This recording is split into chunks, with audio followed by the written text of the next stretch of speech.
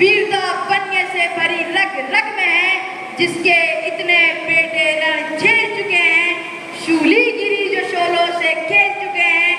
ऐसी वीर जाति को बंदी कौन करेगा, विकराल आग मुट्ठी में कौन धरेगा।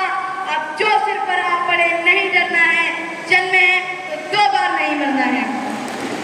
जवानी में अगर मस्तक पर रक्त का तिलक न लगा हो तो उस जवानी का हक अदा नहीं होता।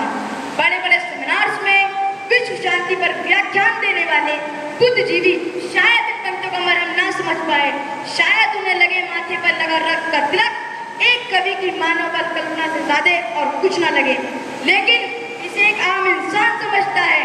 मैं और आप समझते हैं कि आज सुबह खुश रंग है क्योंकि कल रात किसी नौजवान ने अपने खून गर्म सूरज के माथे पर मल दिया था।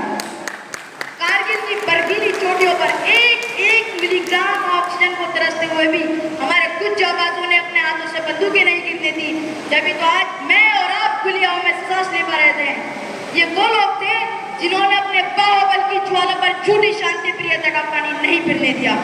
जब दुश्मन का टैंक सरहद लाइन के अंदर आ गया तो कारगिल संगियों ने छातियों में उतार दिया हिंदुस्तानी गोलियों का लोहा उनके बदन में।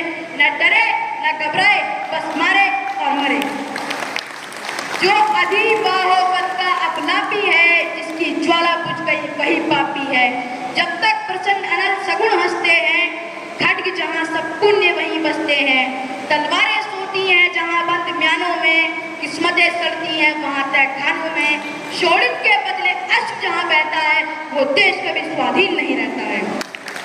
हम स्वाधीन हैं क्योंकि 3 मई 1999 से लेकर 26 जुलाई 1999 तक इतना खून बहाया कि भारत माँ का आंचल आज तक लाल है।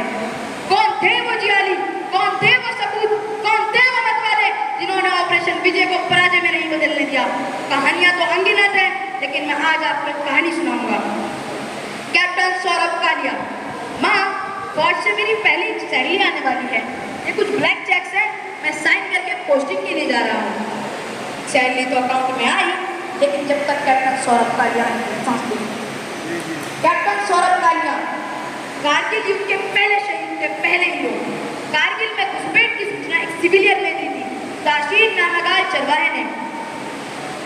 कारगिल की बर्फीली चोटियों पर कुछ हथियारबंद पाकिस्तानियों को देखा और इसकी जानकारी इंडियन आर्मी को आकर दी। 14 मई 1999 को जब कैप्टन कालिया पेट्रोलिंग के लिए निकले और बजरंग चोटी पर पहुंचे तो देखा, सचमुच हैरान रह गए कि पाकिस्तान की पंजाब हुकूमत ने हथियारों से लैस सैनिक यहाँ तैनात कर रखे थे। एक तरफ इतने सारे पाकिस्तानी, और वो तो पेट्रोलिंग के लिए निकले थे, कोई युद्ध के लिए थोड़ी ना उनके पास कोई गन, ना हथियार, ना तो कोई गोला बारूद। लेकिन होना तो ये चाहिए था कि वो वापस लौट जाते और पाकिस्तानियों को भनक भी न लगती। लेकिन कोई उस खून का कोई क्या करे जो अपनी माँ के सीने पर दुश्मन के खेमे गड़े देखकर बारूद में बदल जाता है। लेकिन वो उन नसों को तनने से कैसे रोके जो परचम सितारा की हिलाल की झलक से तन जाती है।